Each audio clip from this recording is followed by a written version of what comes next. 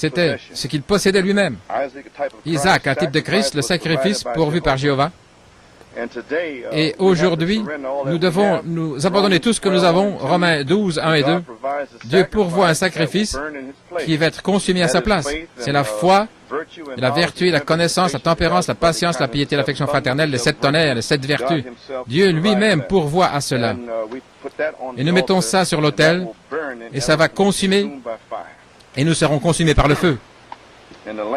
Et l'agneau, le sacrifice, a été pourvu par Jéhovah. L'agneau, la parole, Christ, pourvu à sa place. C'est pourquoi Dieu, parce que nous sommes élus avant la fondation du monde, et le sang a couvert nos péchés, et il n'y a pas d'incrédulité, il n'y a pas de péché. Et la seule chose que Dieu veut voir devant nous, c'est que nous sommes morts, nous sommes cachés, et alors nous laissons les 7 vertus brûler à notre place. Et Genèse 22, 13 et 14, nous verrons seulement Jéhovah Jireh, là, sur la montagne du Seigneur. Abraham a pris le bélier et il l'a offert comme offrande consumée à la place de lui-même, ce qui serait nous-mêmes. Ce voyage de la justice, c'est quelques notes ici, journellement. Jéhovah Jireh pourvoit à un bélier. La parole manifestée pour ce jour. Nous mourrons, nous prenons le bélier à notre place. Le feu du Saint-Esprit consume le bélier à notre part. La chair est consumée. Le feu du Saint-Esprit est vu consumant notre vie. Et ça, c'est ce que j'appelle pratiquer sa présence. J'ai mentionné il n'y a pas longtemps ici dans un message le brisement du 7e sceau. Entendre la parole, reconnaître la parole et agir sur la parole. Et maintenant, dans cette saison, aller plus loin, pratiquer sa présence. Parce que sa présence est ici avec nous maintenant. Joseph Perfection, c'est sa présence. Et nous devons pratiquer sa présence en vivant les 7 vertus dans notre vie. Donc si nous sommes arrivés à pratiquer sa présence, nous sommes arrivés à l'expérience du sommet de la montagne. Et en pratiquant sa présence, ce serait demeurer, ce serait l'adoption, ce serait Christ, pratiquer sa présence.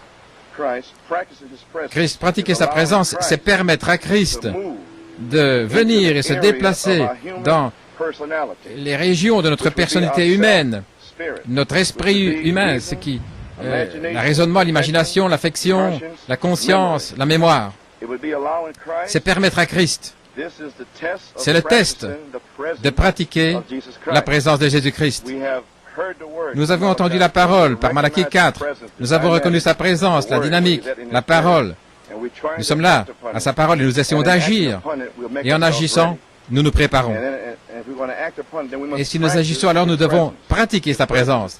Sa présence, c'est Joseph Perfection. Et nous devons laisser cela vivre dans nos vies. Et beaucoup de chrétiens demeurent comme des bébés. Numéro 1. Ils ont la connaissance que leurs péchés sont pardonnés. Numéro 2. Ils ont une demeure dans le ciel et ils sont sauvés. Et beaucoup ne peuvent pas aller plus loin que ça. Et c'est la guerre qui se passe avec les gens. Le pasteur essaie de prêcher Joseph Perfection et les Éphésiens, et cependant, vous avez des petits bébés chrétiens. Tout ce qu'ils veulent, c'est la connaissance qu'ils sont sauvés, ils sont dans le message, et qu'ils ont une maison, une demeure dans le ciel. Mais c'est bien, jusqu'à ce temps maintenant. Mais ça ne suffira plus. Nous devons arriver à la perfection selon Éphésiens 4.13. Ainsi donc, ils ont une demeure dans le ciel, ils sont sauvés. Ces bébés. Ils choisissent de mener leur vie comme ils veulent.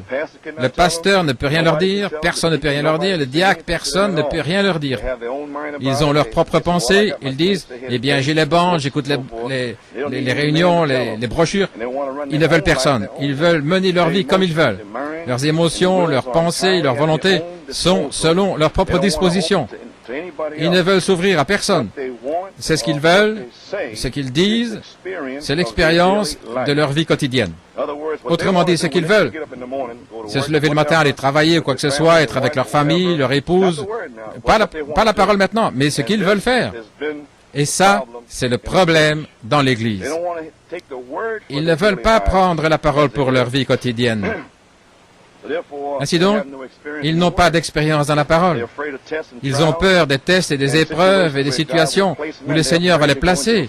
Ils ont peur d'entrer dans ces situations parce qu'ils n'ont pas la foi. Ainsi donc, vous pouvez comprendre qu'il faut la révélation. Avant de recevoir le Saint-Esprit, vous avez besoin de la révélation de Joseph Perfection. Et alors, avec une révélation de Joseph Perfection, ça, c'est votre semence, c'est votre temps et votre parole. C'est pourquoi, avec cette révélation, Dieu vous scelle. Alors vous êtes prêt à que la parole de Dieu soit votre expérience quotidienne et pas la vôtre, ce que vous pensez, ce que vous sentez. Ainsi, ceci c'était des notes de 1970. C'était en 70.